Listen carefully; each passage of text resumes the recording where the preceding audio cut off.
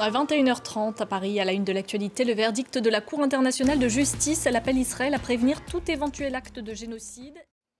Israël doit prévenir tout éventuel acte de génocide et permettre l'accès de l'aide humanitaire à Gaza. C'est le verdict de la plus haute juridiction de l'ONU, la Cour internationale de justice qui siège à La Haye.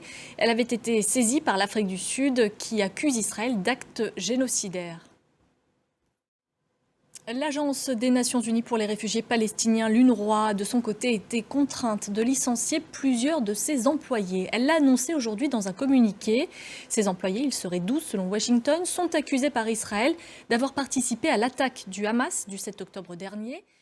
Mathieu Mabin, en direct de Washington, merci beaucoup.